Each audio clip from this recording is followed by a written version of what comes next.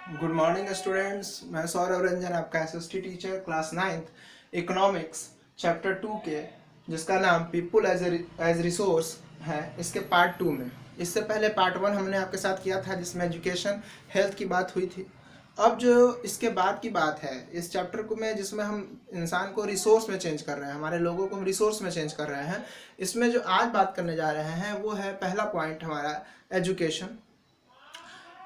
देखिए बच्चों, सभी चीज़ें अपने जगह पे सही हैं, अच्छी हैं। एक इंजीनियर बहुत अच्छा काम करते हैं, इंजीनियर मकान बनाते हैं। एक डॉक्टर भी बहुत अच्छा काम करते हैं। एक आप पुलिस वाले को भी कह लीजिए अच्छा काम करते हैं। यानी हर कोई जो अच्छे काम में जुड़ा है वो सब अच्छे काम करते हैं और अपने अपने तरीके में एक्सपर्ट होते हैं। लेकिन एक पुलिस वाला बनने के लिए, एक डॉक्टर बनने के लिए, एक इंजीनियर बनने के लिए, एक साइंटिस्ट बनने के लिए, कुछ भी अच्छा बनने के लिए अगर कोई चीज़ चाहिए तो वो है एजुकेशन। क्या चाहिए? एजुकेशन। यानी एजुकेशन हमारी पहली नीड है, जिसके दम पे हम कुछ भी बन सकते हैं। आपने कोई भी सपना पाला है, आपने आईएएस बनने का भी सपना पाला है, तो आईएएस बनने के लिए एक ही चीज़ चाहिए, एजुकेशन। यानी एजुकेशन के इम्पोर्टेंस को हम कहीं से भी कम नहीं बोल सकते। सबसे ज़्यादा अगर वर्ल्ड में कोई चीज़ इंपॉर्टेंट है तो एजुकेशन। एजुकेटेड आदमी बहुत ज़्यादा स्मार्ट, बहुत ज़्यादा स्किलफुल होता है और वो एक्सपर्ट होता है। अब जब हम बात करते हैं तो अब हम बात करते हैं इसमें एजुकेशन में, तो एक इंजीनियर जो है बहुत हद तक कुछ नल बना सकते हैं, पाइप बना सकते हैं, पता नहीं क्या क्या बिल्डिंग्स बना सकते हैं। लेकिन एजुकेशन देने वाला एक टीचर एक इंजीनियर भी पैदा करता है, एक डॉक्टर भी पैदा करता है, एक आईएएस ऑफिसर भी पैदा करता है, और न जाने जितने भी लोग हैं जो वह कहीं ना कहीं वर्क कर रहे हैं, उन सबको अगर पैदा कोई करता है तो वो एक टीचर पैदा करता है। और वो टीचर होता कौन है? जो एजुकेशन से पूरी तरह से जुड़ा हो, जो इसके जीवन में एजुकेशन एजुकेशन एजुकेशन ही रह जाता है पूरे जिंदगी भर। टीचर कोई महान व्यक्ति नहीं हो सकते, लेकिन ऐसा व्यक्ति जरूर होते हैं जो सबसे ज़्यादा एजुकेटेड है। इसलिए क्योंकि उसके जीवन में हमेशा एक ही चीज़ जुड़ी रह गई, वो है एजुकेशन। एक दारोगा जो है, दारोगा बन जाने के बाद उसके काम बदल जाते हैं। एक डॉक्टर के काम बदल जाते हैं, फिर पढ़ाई छूट जाता है। एक इंजीनियर के भी काम बदल जाते हैं। लेकिन टीचर एक ऐसा स्तंभ है, एक पिलर है, जो हमेशा एक ही चीज़ से जुड़ा रहता है, वो है एजुकेशन। तो ये याद रखिए बच्चों कि किसी भी देश में एजुकेशन का बड़ा इंपॉर्टेंट है। अगर समझना हो तो अभी केरल से समझिए। आज की स्थिति में बिहार सबसे अनपढ़ राज्य पीछे जा रहा है। 20,000, 25,000, 26,000, 28,000 केसेस कोरोना के होते जा रहे हैं। और वो राज्य याद कीजिए केरल, जिसने अपने 94% रिकवरी कर ली है बच्चों। अब केरल में सिर्फ 0.5% केसेस बच गए हैं जो कोरोना के हैं। 94% रिकवरी पूरे भारत में सिर्फ और सिर्फ केरला में है बच्चों। तो अगर कोरोना के रिकवरी से ही हम समझे तो एजुकेटेड लोगों ने कोरोना को ही मात देने का काम किया है। और जो अनएजुकेटेड है, हमारा बिहार, सबसे पीछे रहने वाला बिहार, अब कोरोना के जंग में जूझ रहा है। कोरोना हर दिन बढ़ता जा रहा है। पटना जैसे शहर, जिसको राजधानी कहते हैं, उस राजधानी में न जाने कितने नंबर में लोग हर दिन कोरोना से पॉजिटिव हो रहे हैं। तो अब मुझे लगता है इस कोरोना से आपको समझ में आ गया होगा कि एजुकेशन हर लेवल पे, हर जगह पे अच्छा है। इसलिए हमें एजुकेशन के साथ रहना है, उसके साथ जुड़ के रहना है। अब जब हम एजुकेशन की बात करते हैं तो एजुकेशन का जो इम्पोर्टेंस है उसमें क्या है भाई? तो वो कहता है कि help to understand the rights. Education आपकी बात तो करता है, प्लस आपके जो राइट्स है, जो कॉन्स्टिट्यूशन ने आपको राइट्स दिया है, उसको समझने में, उसमें क्या क्या आपके लिए है, वो क्या है, कंपेयर करने में आपको जो है काम आता है। अगर आपको एजुकेशन न मिले तो आप अपने राइट्स को समझ भी नहीं पाएंगे। आपका राइट्स आपके सामने ही आप कोई और उसका मिसयूज कर देगा और आपको समझ में नहीं आएगा। वो एजुकेशन ही है जो आपको एहसास कराता है कि नहीं, ये चीज़ गलत है, ये सही है, ये चीज़ होना नहीं होना आपके राइट्स में आता है। आपका राइट है कि आप कोर्ट जा सकते हैं, आपका राइट है कि आप पुलिस वाले से पूछ सकते हैं कि भाई आपने मुझे क्यों अरेस्ट किया है। और अगर आपको आपके राइट्स नहीं पता हो तो आप कुछ नहीं कर सकते। अब हम बात करते हैं बच्चों इसके बाद कि गवर्नमेंट ने एजुकेशन, चूंकि बहुत बड़ा चीज़ है एजुकेशन, तो एजुकेशन को प्रमोट करने के लिए क्या स्टेप लिए हैं? तो पहला, establish Navodaya Vidyalaya in each district. आज भारत के हर राज्य में नवोदय विद्यालय है, हर राज्य के हर जिले में। ये नवोदय विद्यालय होते क्या है आपको पता होगा। ये ऐसे विद्यालय हैं जहाँ गरीब से अमीर हर कोई, जिसके अंदर पढ़ने की क्षमता है, जो पढ़ना चाहता है, इच्छुक विद्यार्थी है, वो उसमें जा सकता है।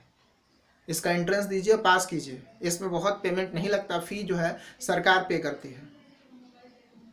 अब जब हम बात करते हैं, इसके बाद सरकार ने सर्व शिक्षा अभियान चला रखा है। सर्व शिक्षा अभियान के तहत हमने लाखों अरबों में जो है कर्ज ले रखा है, और वो कर्ज सिर्फ और सिर्फ बच्चों को पढ़ाने के लिए स्कूल में 10वीं 10th तक के एजुकेशन को फ्री किया गया है।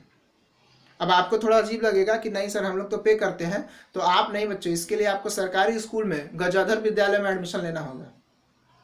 आप किसी भी सरकारी स्कूल में अगर पढ़ाई करते हैं तो 10th तक की फ़ी आपको नहीं लगती, क्योंकि गवर्नमेंट ने आपको जो है अपने तरफ से 10th तक की फ़ी माफ़ की हुई है। ये क्यों किया है? क्योंकि गवर्नमेंट को पता है कि एजुकेशन ही पहला हथियार है और सबसे बड़ा हथियार है इस दुनिया में। Next, mid day meal. इतने सारे फैसिलिटीज़ के बाद भी बच्चे स्कूल नहीं पहुंच रहे हैं, और उनके ना पहुंचने से सरकार की योजनाएं फेल हो रही हैं। तो सरकार ने बच्चों के लिए, चूंकि गरीबी भी एक समस्या है, भूखमरी भी एक समस्या है, माता पिता खेतों में चले जाते हैं, काम करने चले जाते हैं, बच्चे को खाना नहीं मिलता, तो स्कूल के बीच में मिड डे मील की व्यवस्था की गई है, यानी बच्चे को लंच में खाना दिया जाता है, जिससे माता पिता पे उनकी जो निर्भरता है वो कम हो। दूसरा, गरीब बच्चे जिनको घर में खाने को भी नहीं है उनको खाने के लिए मिले, और इस लालच में इसके कारण भी बहुत सारे बच्चे स्कूल तक पहुंच रहे हैं। पोशाक योजना, बालिका साइकिल योजना, बिहार में आपने साइकिल योजना देखी हुई है। 10th में टॉप करने वाले बच्चों को एजुकेशन में जो है 10,000 20,000 का जो है अवार्ड दिया जा रहा है। यानी कहीं ना कहीं गवर्नमेंट बहुत सारे स्कीम्स लाकर लोगों को एजुकेट करना चाहती है, सबको प्रमोट करना चाहती है कि आप पढ़ाई कीजिए, पढ़ाई से जुड़िए। इसके बाद पार्लियामेंट ने 2009 में एक बिल लाया, जिस बिल में कहा गया कि हम राइट टू एजुकेशन देंगे, और ये बिल आपका 1 अप्रैल 2010 को लागू हो गया। और राइट टू एजुकेशन में ही हमने 1 to 10 तक के एजुकेशन को फ्री किया है। क्या किया है बच्चों? फ्री किया है।